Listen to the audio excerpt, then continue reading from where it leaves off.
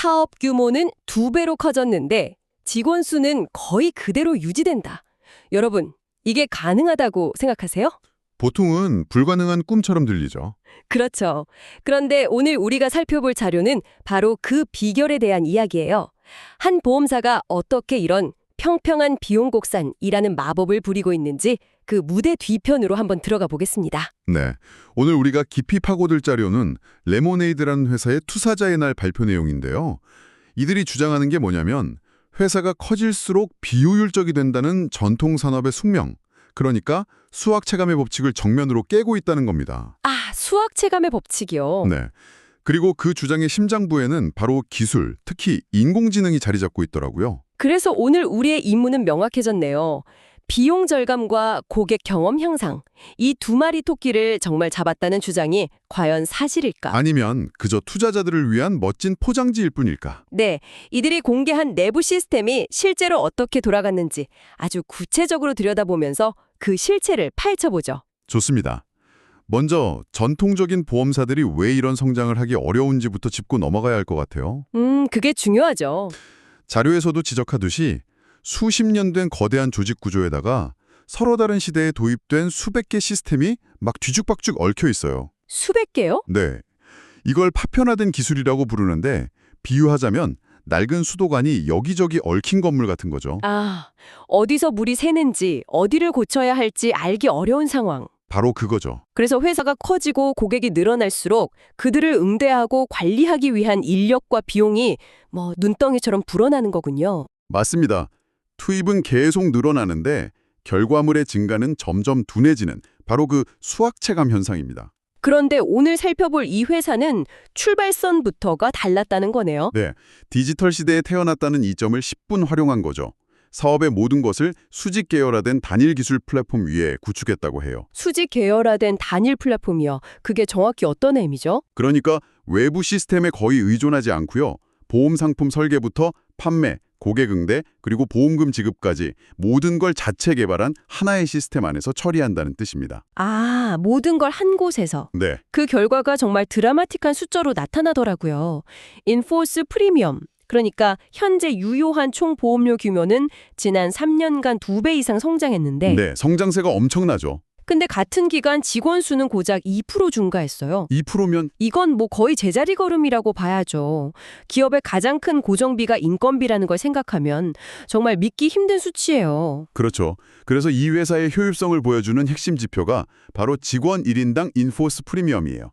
현재 직원 한 명이 약 73만 달러의 보험료를 책임지고 있다고 합니다. 여기서부터 아주 대담한 주장이 나오기 시작해요. 네, 저도 그 부분이 인상 깊었어요. 사업 규모가 지금의 2배가 되면 절대적인 덩치로는 여전히 경쟁사인 프로그레시브나 가이코보다 20배나 작을지라도 직원 1인당 효율성 면에서는 그들을 넘어설 거다 이렇게 예측하더라고요. 이건 단순히 우리가 더 잘해요 수준이 아니죠.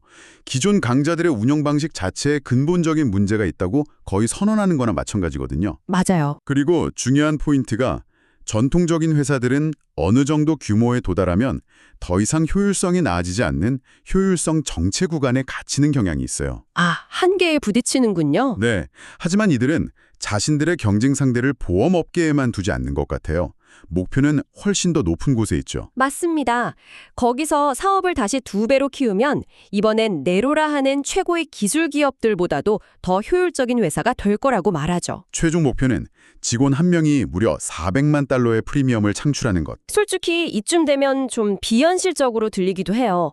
이게 정말 가능한 목표일까요? 어떤 점에서요? 아니, 보험업의 본질이라는 게 예측 불가능한 리스크를 관리하는 거잖아요. 근데 모든 걸 자동화한 시스템이 거대한 자연재해나 금융위기 같은 그런 블랙스원 이벤트에 제대로 대응할 수 있을까요? 아주 중요한 질문이네요. 효율성만 줬다가 오히려 위기 대응 능력을 잃는 건 아닌지 그런 궁금증이 들어요. 네, 좋은 지적입니다. 발표에서도 그 점을 의식했는지 스스로 비슷한 질문을 던져요. 이거 너무 좋게만 들리는데 혹시 숨겨진 대가가 있는 거 아닌가요? 하면서요. 그렇죠. 딱 저가 항공사가 떠오르잖아요. 그 비유요? 네, 값싼 티켓을 제공하는 대신 좁은 좌석이랑 유료 서비스를 감수해야 하는 것처럼요. 이 회사도 비용을 아끼는 대신에 고객 경험을 희생시키는 건 아닌지. 맞아요. 발표에서도 이걸 1등석 샴페인과 땅콩에 비유하면서 직접적으로 묻더라고요. 그래서 대답이 뭐였죠? 단호하게 아니오였습니다. 기술을 제대로 활용하면 비용과 경험 사이에서 타협할 필요가 없다. 이게 이들의 핵심 철학인 거죠. 인간 직원의 수는 거의 늘리지 않지만 AI를 통해 인간의 능력을 증폭시킨다. 그래서 회사의 총 지능은 계속해서 기하급수적으로 성장하고 있다. 이렇게 설명하죠. AI가 단순한 도구가 아니라 지능을 가진 팀원처럼 작동한다는 거네요. 네, 말로만 그런 게 아니라 구체적인 숫자도 제시하죠. 어떤 숫자였죠? 이미 AI와 자동화로 1억 2천만 달러를 절약했고 앞으로 4년간 추가로 10억 달러를 절약할 수 있을 거라고요. 10억 달러요? 네. 그러면서도 고객 만족도 NPS랑 직원 만족도 점수는 업계 최고 수준을 유지하고 있다고 강조하고요. 알겠습니다. 비용은 줄이면서 고객 만족도는 높다. 주장까지는 이해가 되는데 솔직히 아직도 약간은 뜬구름 잡는 얘기처럼 들려요. 그렇죠. 구체적인 작동 방식이 궁금하죠. 네, 그래서 이 회사가 무대 뒤에서 대체 뭘 어떻게 하고 있는지 그 시스템의 심장부로 직접 들어가 봐야겠어요. 좋습니다. 가장 흥미로운 부분이죠. 이 모든 게 실제로 어떻게 작동하는지 고객 문의 처리 과정을 한번 따라가 보죠. 이 회사가 연간 약 250만 개의 티켓, 그러니까 고객 문의나 요청을 처리한다고 해요. 250만 개면 하루에 거의 7천 건에 달하는 엄청난 양이네요. 이걸 기존 방식대로라면 정말 많은 상담원이 필요했을 텐데요. 그렇죠. 하지만 여기선 원리가 다릅니다. 고객 문의가 접수되면 시스템이 먼저 내용을 분석해요. 분석해서요? 네, 간단한 건 AI 에이전트 마야에게, 좀 복잡하다 싶은 건 인간 전문가에게 배정하는 거죠. 근데 중요한 건 최근 AI 기술이 발전하면서 점점 더 복잡하고 미묘한 문제까지 AI 마야가 처리할 수 있게 됐다는 점이에요. 그 과정에서 아주 흥미로운 새 직무가 생겨났더라고요. 아, AI 감독관이랑 트레이너 말씀이시죠? 네, 과거에 고객 지원 전문가였던 직원들이 이제는 코드를 짜는 개발자가 아니라 AI 모델을 직접 훈련시키고 관리하는 AI 감독관과 AI 트레이너가 되었다는 점. 이게 되게 신선했어요. 바로 그 점이 핵심이에요. 이들이 사용하는 내부 플랫폼이 바로 블렌더인데요. 여기서 한 경쟁사가 무려 600개의 서로 다른 시스템을 끼워서 사용하고 있다는 사실과 비교를 해요. 잠깐만요. 600개 시스템은 비효율의 상징처럼 들리는데 반대로 생각하면 리스크 분산 아닐까요? 모든 계란을 한 바구니에 담지 않는 것처럼요. 아, 그럴 수도 있겠네요. 단 하나의 플랫폼에 모든 걸 의존하는 건 그 플랫폼이 멈추면 회사 전체가 마비된다는 뜻이잖아요. 이건 너무 위험한 오링 전략 아닌가요? 충분히 가질 수 있는 우려입니다. 아마 내부적으로도 엄청난 안정성 테스트와 백업 시스템을 갖추고 있겠죠. 발표에서 강조하는 건 그 올인 전략이 주는 압도적인 속도와 유연성이에요. 속도와 유연성이요? 네, 600개 시스템을 쓰는 회사가 새로운 AI 기술 하나를 도입하려면 수많은 시스템을 고치고 연결해야 해서 몇 년이 걸릴 수 있지만 단일 플랫폼에서는 훨씬 빠르고 쉽게 적용할 수 있다는 거죠. 이 통합 플랫폼이 이들의 빠른 혁신을 가능하게 하는 엔진인 셈입니다. 알겠습니다. 그럼 그 엔진이 실제로 어떻게 돌아가는지 발표에 나온 데모 시연을 한번 따라가 보죠. 먼저 AI 감독관의 역할인데 AI 마야가 고객 문의에 생성한 답변을 보고 채점하는 일이더라고요. 네, 첫 번째 사례는 이사 가는 고객에게 보험 정책 업데이트 방법을 안내하는 건데 아주 정확하고 친절하게 안내해요. 이건 통과. 두 번째 사례도 재밌어요. 고객이 당신 진짜 사람이에요? 라고 묻자 마야가 제가 진짜냐고요? 그건 진짜를 어떻게 생각하느냐에 달려있죠. 라며 위트 있게 받아쳐요. 이것도 통과.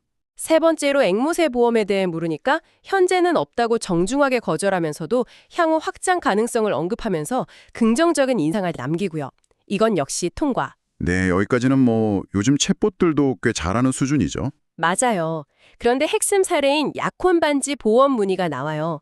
고객이 약혼 반지 보험을 추가하고 싶다고 하자 마야는 고객이 직접 보석을 추가할 수 있는 DIY 링크를 보내줘요. 굉장히 효율적이죠. 네, 고객 입장에서도 상담원 기다릴 필요 없이 링크 따라가서 몇 초 만에 직접 처리할 수 있고요. 그런데 여기서 불합격을 줬다는 게 저는 가장 흥미로운 지점 같아요. 왜 그렇게 생각하세요? 대부분의 회사는 이 정도면 성공적인 자동화 사례라고 자축했을 텐데 왜 굳이 스스로에게 이렇게 엄격한 잣대를 들이대는 걸까요? 이게 보여주려는 메시지가 뭘까요? 바로 그게 이들이 추구하는 고객 경험의 수준을 보여주는 대목입니다. 발표자는 두 가지 이유를 들어서 불합격 판정을 내려요. 두 가지 이유요? 첫째, 고객의 인생에서 가장 중요한 순간 중 하나인 약혼을 축하해주지 않아서 무리했다. 둘째, 보험 추가 시에 감정서나 영수증이 필요하다는 걸 미리 알려주지 않아서 나중에 고객이 불편을 겪게 만들 수 있었다. 와, 단순히 기능적으로 완벽한 걸 넘어서 인간적인 공감과 선제적인 배려까지 요구하는 거네요. 기준이 정말 높네요. 맞아요. 그리고 이제 AI 트레이너가 등장해서 이 문제를 해결합니다. 플레이그라운드라는 시스템에 들어가서 코딩 없이 마치 일반 문서를 편집하듯이 AI의 답변 규칙을 수정해요. 규칙을 직접 수정한다고요? 네, 두 가지 규칙을 추가하죠. 첫째, 귀중품을 추가할 때는 영수증 같은 증빙 자료를 미리 준비하라고 안내할 것. 둘째, 약혼, 결혼, 출산 같은 인생의 중요한 사건이 언급되면 반드시 공감과 축하를 표현할 것. 이게 거의 실시간 코딩 같은 거네요. 그런데 이게 정말 안전한가요? AI 트레이너 한 명이 규칙 하나를 잘못 건드려서 수천 명의 고객에게 이상한 메시지를 보내는 그런 대형 사고로 이어질 수도 있잖아요. 이런 실수를 막는 안전장치에 대한 언급은 없었나요? 좋은 지적이에요. 발표에서는 그 부분까지 자세히 다루진 않았지만 아마 여러 단계의 검수 과정이나 시뮬레이션 환경이 있을 겁니다. 중요한 건 이렇게 개선된 규칙을 적용하고 다시 시뮬레이션 하자마야 답변이 완전히 달라진다는 점이에요. 네, 봤어요. 칼리님, 약혼 축하드려요. 우후, 정말 신나는 소식이네요. 라면서 훨씬 인간적이고 따뜻한 답변을 내놓더라고요. 그렇죠. 반대로 할머니의 유품인 팔찌에 대한 문의에는 할머니 소식을 듣게 되어 유감입니다. 라며 차분한 위로의 말을 건네고요. 상황에 맞는 감정을 표현하도록 튜닝이 된 거군요. 그리고 이렇게 개선된 답변 로직이 바로 실시간으로 전체 시스템에 적용되는 거고요. 바로 이 지점에서 우리가 발견할 수 있는 건 AI의 성능 개선을 소수의 엔지니어가 독점하는 게 아니라는 거예요. 고객을 가장 잘 이해하는 현장의 서비스 전문가들이 직접 주도한다는 점. 이 긴밀한 협업 구조가 기술의 효율성과 인간적인 서비스 품질을 동시에 끌어올리는 열쇠인 셈이죠. 그래서 이 모든 것이 의미하는 결과는 무엇일까요? 발표에서도 스스로 이렇게 묻고 답하더라고요. 숫자로 증명하겠다는 자신감으로 들렸어요. 예, 전체 고객 서비스 자동화율은 이미 50%를 넘었었고요. 특히 이 새로운 AI 플랫폼을 출시한 지 1년도 안 돼서 전체 문의의 3분의 1을 사람의 개입 없이 해결하고 있다고 합니다. 단순히 자동화율만 높은 게 아니겠네요? 물론이죠. 티켓당 평균 처리 시간은 계속 줄고 있고 서비스에 들어가는 비용 역시 꾸준히 감소하고 있죠. 우리가 커질수록 더 효율적이 된다는 처업의 명제가 실제로 숫자로 증명되고 있는 겁니다. 비용 절감 효과도 구체적으로 제시했죠. 서비스 채널에서만 지난 투자자의 날 발표 이후 3,500만 달러를 절약했고 2028년까지는 그 금액이 2억 5천만 달러에 달할 거라고요. 그러면서 이게 현재 기술 수준만을 가정한 아주 보수적인 예측이라고 덧붙이는데 물론 이 모든 건 회사가 투자자들에게 보여주고 싶은 가장 이상적인 모습이라는 점은 감안해야겠죠. 당연하죠. 실제 운영 과정에서는 예측 못한 문제들도 분명히 있을 테고요. 이건 어디까지나 투자자들을 대상으로 한 발표니까요. 그럼에도 이들이 제시하는 방향성 자체는 매우 명확하네요. 네. 기술, 특히 AI를 통해 규모의 경제가 아니라 규모의 지능을 실현하겠다는 거죠. 오늘 우리는 한 회사가 어떻게 AI를 활용해서 효율성과 고객 경험이라는 두 마리 토끼를 모두 잡으려 하는지 그 야심찬 계획과 구체적인 실행 방법을 살펴봤습니다. 네. 핵심은 단순히 AI를 도입하는 걸 넘어 현장의 인간 전문가가 AI를 감독하고 훈련시키는 유기적인 협업 모델을 통해 시스템을 끊임없이 개선해 나간다는 점이었네요. 맞아요. 그리고 오늘 우리가 주로 살펴본 블렌더 플랫폼은 단지 고객 서비스에만 쓰이는 게 아니에요. 아, 그런가요? 네, 자료에 따르면 보험 견적 산출, 상품 판매, 그리고 가장 민감하고 중요한 클레임 지급 심사까지 회사의 거의 모든 핵심 업무에 이 시스템이 관여한다고 합니다. 모든 업무예요? 네, 여기서 여러분께 마지막으로 생각해 볼 질문을 하나 던지고 싶어요. 어떤 질문이죠? AI와 인간의 협업 모델이 약혼 반지를 축하해 주는 것처럼 비교적 간단한 고객 문의 처리에서는 이렇게 인상적으로 작동하는 걸 봤어요. 네, 그렇죠. 그렇다면 수백, 수천만 원이 오가는 복잡한 보험금 지급 심사에 이 모델이 본격적으로 적용될 때는 어떤 일이 벌어질까요?